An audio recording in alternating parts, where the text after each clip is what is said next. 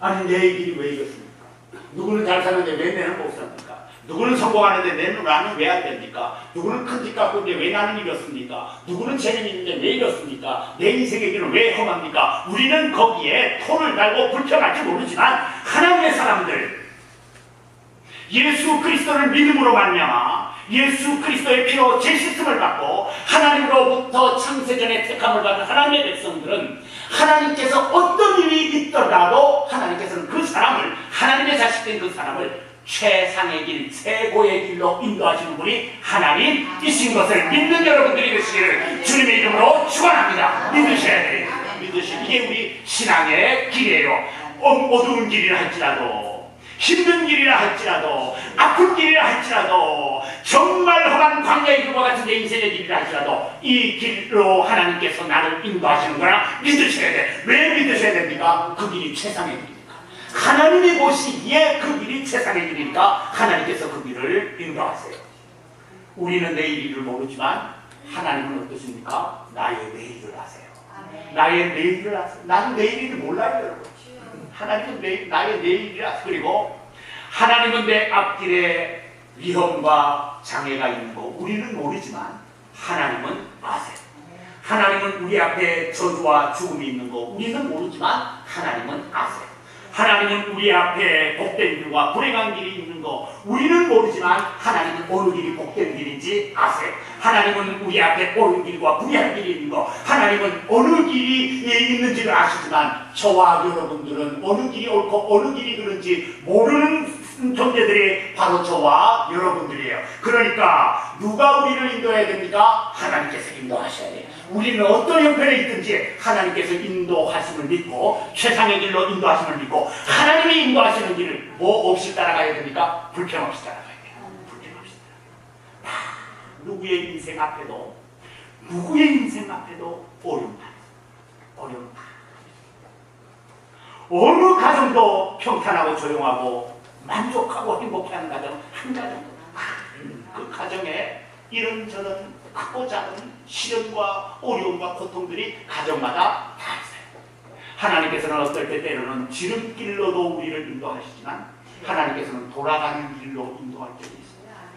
때로는 하나님께서 평탄하게 바람 한 점 없는 평탄한 길로 인도하시지만 때로는 하나님께서 험난한 길로 폭풍이 치는 험난한 길로 가다 쓰러지고 넘어지는 험난한 길로 인도하시죠.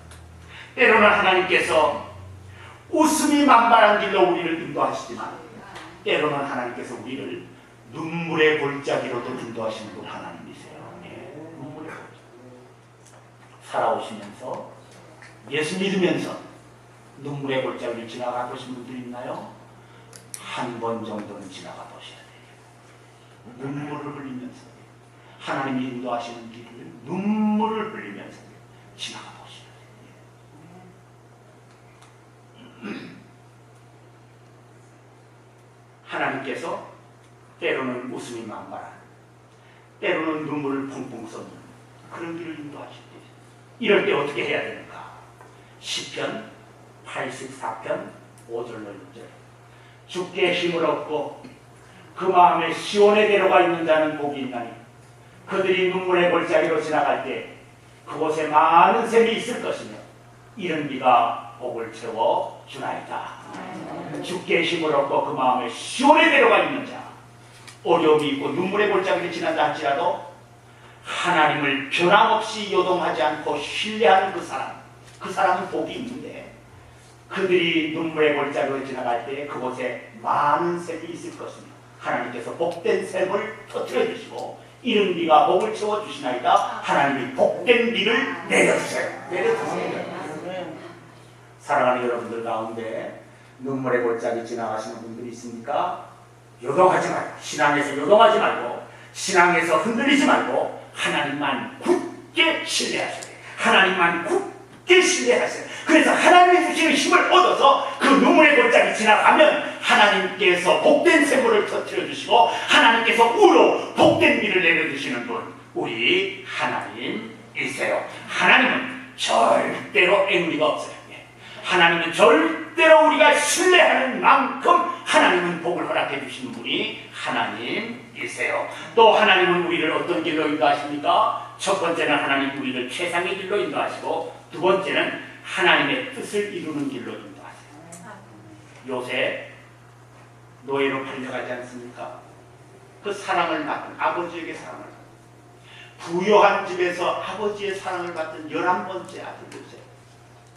그래서 요셉만은 특별히 그 아버지가 색동옷, 채색 옷을, 고옷을 입히지 않습니까? 그렇게 사랑했던 이 사랑받던 요셉, 어떻게 됩니까? 어느 날 형들에 의해서 노예로 팔려가지 않습니까? 그런데 왜 노예로 팔려가게 되었습니까? 이 요셉의 삶의 결론 부분에 가보면 하나님의 뜻을 이루기 위해서, 하나님의 뜻을 이루기 위해서 하나님께서는 그 요셉으로 노예로 팔려가게 만드셨어요. 누가 상상을 했겠습니까? 아무도 상상 못한 것이죠. 그래서 요셉은 창세기 45장 7절로 8절에 하나님이 큰 구원으로 당신들의 생명을 보존하고 당신들의 후손을 세상에 두시려고 나를 당신들보다 먼저 보내셨나니 그런즉 나를 이리로 판 자는 당신들이 아니요 하나님이시라. 하나님의 뜻. 무엇을 보았기 때문에 그렇습니까? 하나님의 뜻을. 하나님의 뜻을 보았다. 하나님께서는 우리를 인도하시는데 하나님의 뜻을 이룰 길로 인도하세요. 그리고 하나님은 또 우리를 어떤 길로 인도하십니까? 하나님의 영광을 나타내는 길로 인도하세요. 믿음이 뛰어난 다니엘, 느부갓네살 왕에게 포로로 잡혀가지만 포로로 잡혀간 그곳에서 누구의 영광을 나타냅니까? 다니엘이 느부갓네살이 보는 눈 앞에서 하나님의 영광을 나타냈어요. 이 다니엘의 세 친구 사드락과 메삭과 아벳느고, 믿음이 좋은 사람이지만 포로로 여러분 이 바벨론에 잡혀갔지만 어느 때 하나님의 영광을 나타냅니까? 이 사드락 메삭 아벳느고가 느부갓네살과 다리오 왕 때 하나님의 영광을 나타내지 않습니까? 그래서 이 왕들이 느부갓네살 왕과 이 다리오 왕이 이 세 사람과 다니엘의 신앙을 보고 하나님의 살아계심을 너희가 믿는, 내가 믿는, 다니엘이 믿는, 사드락과 메삭과 아벳느고가 믿는 하나님이 무슨 하나님이라고 합니다? 참 하나님이다. 참 하나님이다. 누구든지 이들을 향해서 함부로 입을 놀리면 그 집을 거름덩이로 만들겠다. 무엇을 보았기 때문에 그렇습니까? 이들을 통해서 하나님의 영광을 보았다. 이들을 통해서 하나님의 영광을 보았기 때문에 하나님께서는 세 사람을 축복의 하나님의 길로 마지막 네 번째, 하나님은 우리를 어떤 길로 인도하시는가? 하나님은 우리가 잠시 축복을 받는 길로 인도하시지 않고 영원히 축복을 받는 길로 인도하세요. 우리는 잠깐 요거 좀 이렇게 복을 받았으면 좋겠다는데 하나님은 그것이 아니라 우리가 영원히 축복받는 길로 인도하시는 분이 하나님이세요. 우리는 성경을 통해서 어떤 사람들을 보아서 합니까? 세례 요한과 바울 사도를 보면 압니다. 세례 요한과 바울 사도 다 가만히 있어도 부귀와 영화를 누릴 수 있는 사람들이에요. 부귀와 영화를 평생 걱정 없이 잘 살 수 있는 사람들이었어요. 그런데 이 세례 요한과 바울 사도 하나님께서 부귀와 영화 다 버리게 했어요. 세상 즐거움 다 버리게 했어요. 그리고 고난당하게 하시고 미움당하게 하시고 배척당하게 하시고 하나님 그렇게 하셨어요. 세례 요한과 바울 사도, 그래서 여러분 이 부귀와 영화 잃어버리고 세상의 것 다 잃어버리고 오히려 여러분 고난을 당했지만 이 사람들은 어떤 축복을 받는 사람들이 되었습니까? 잠시 받는 세상의 축복은 누리지 못했지만 영원히 받는 축복은 가장 크게 받은 사람들이 이 바울 사도와 세례 요한이었습니다. 그래서 예수님 말씀하시기를 여자가 낳은 자 중에 세례 요한보다 큰 자가 일어납니다. 여자가 낳은 자 중에 세례 요한처럼 하나님 앞에 크게 쓰임을 받은 사람이 없다. 그러니까 하나님 앞에 가서 어떤 축복 받겠습니까? 가장 큰 축복을 받은 사람이 세례 요한이에요. 바울 사도는 뭐라고 했습니까? 바울 사도는 내 앞에 이미 의의 면류관이 예비되어 있도다. 주고 의로우신 재판장에게서 나에게 주실 것인데 내 앞에 의의 면류관이 예비되어 있더라. 아무나 못 받는 것이죠. 이 면류관은 아무나 못 받는, 그 면류관이 내 앞에 예비되어 있다. 하나님께서 세상의 축복은 그에게 주시지 않았지만 그에게 영원한 축복을 하나님께서 주신 것을 봅니다. 하나님께서는 우리를 어떤 길로 인도하십니까? 최상의 길로 인도하세요. 그리고 하나님의 뜻을 이루는 길로 인도하시고 하나님의 영광이 나타나는 길로 인도하시고 그리고 우리로 잠시 받는 축복의 길이 아니라 영원히 축복을 받는 길로 하나님께서 우리를 인도하세요. 그래서 우리는 어떤 길을 가야 됩니까? 하나님께서 인도하시는 길. 내 길이 아니라 하나님께서 인도하시는 세상 사람들이 쫓아가는 길이 아니라 하나님께서 인도하시는 길을 가야 됩니다. 이제 기억해야 될 게 있어요. 하나님께서 인도하시는 길에도 고난과 시련이 있어요. 네, 고난과 시련이 누구에게나 다 있어요. 하나님께서 인도하시는 그 길, 어느 길을 가든지 고난과 시련이 다 있어요. 질병으로 인해서, 악한 사람들로 인해서, 악한 사단으로 인해서, 물질로 인해서, 세상의 변동으로 인해서 어려움이 있을 수 있습니다. 각오하시고 누구나 다, 이 세상에 태어난 사람은 누구나 다 고난을, 특히 하나님의 백성들도 마찬가지입니다. 시련과 고난이 있을 때 어떻게 해야 됩니까? 요동 없이 하나님을 의지하셔야 돼요. 하나님을 기억하면서 시련과 고난을 당해도 요동 없이, 오늘 잠언의 2장과 예레미야 17장 말씀 봅니다. 너는 마음을 다하여 여호와를 신뢰하고 내 명철을 의지하지 마라. 너는 범사의 그를 인정하라. 그리하면 내 길을 지도하시자. 내 자신을 의지하지 말고 하나님을 의지하고, 예레미야서 17장에 하나님을 의지하면, 그러나 무릇 여호와를 의지하며 여호와를 의뢰하는 그 사람은 복을 받을 것이라.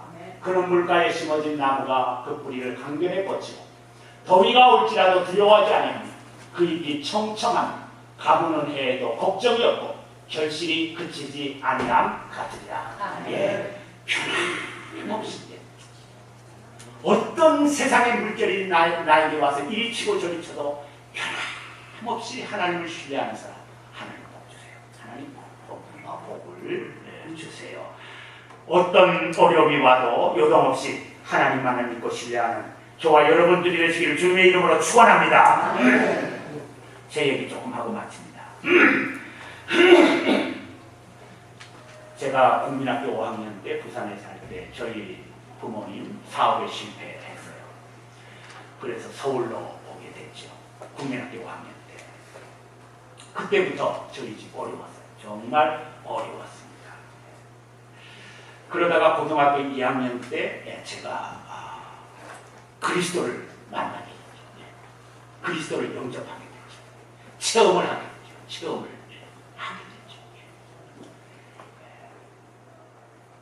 그리스도를 고등학교 2학년 때 체험을 하면서 대학교 갈 공부는 안 하고 교회 가서 사는 거죠. 대학교 갈 준비는 안 하고 공부는 안 하고 교회 가서 사는 거죠. 그러다가 1975년에 고등학교 졸업한 그 해에 남미 파라과이로 가는 길이 열렸어요. 저희 가정으로서는 기적이에요. 물론 죄의 삶은 다 기적이지만 그 당시에 75년도에 저희 가정의 그 형편에 남미 파라과이로 이민을 갈 수 있다는 거 하나님의 기적. 이민 가서 5년 있다가 1980년에 청해신학대학에 입학을 했어요. 유학생으로. 시험 공부 안 하고 교회 가서 살 때 부모님들 걱정하지 않았겠습니까? 그래서 난 그거 생각지 않고